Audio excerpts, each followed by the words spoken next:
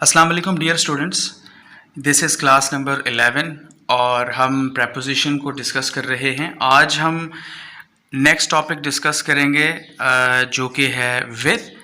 और विद का आम तौर पर हम उर्दू में मतलब लेते हैं के साथ। तो चलिए स्टार्ट करते हैं आज का लेसन।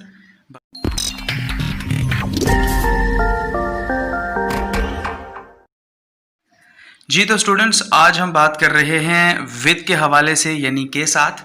जब भी किसी जुमले के अंदर आप के साथ का वर्ड इस्तेमाल करेंगे, यानी किसी चीज़ के साथ कोई दूसरी चीज़ हो, तो वहाँ हम विद का लफ्ज़ इस्तेमाल करते हैं।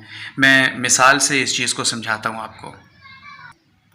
जैसे मैं एग्जाम्पल लेता हूँ, एक शख्स सूटकेस के साथ। अब यहाँ पर के साथ का लफ्ज़ इस्तेमाल हो रहा है, तो मैं कहूँगा a man with a suitcase।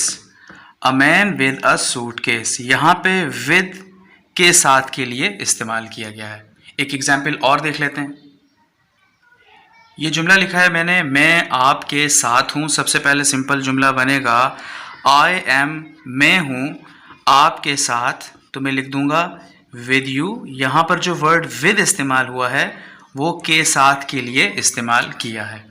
मज़ीद समझने के लिए एक एग्जाम्पल हम और लेते हैं ताकि हम अच्छे से इस चीज़ को समझ सकें। इस जुमले को देखिए, मैंने लिखा है वो अली के साथ था। ये था वाला हम लास्ट टाइम वॉज और वर वाले पोर्शन में, उस वाली क्लास में हमने डिस्कस किया था।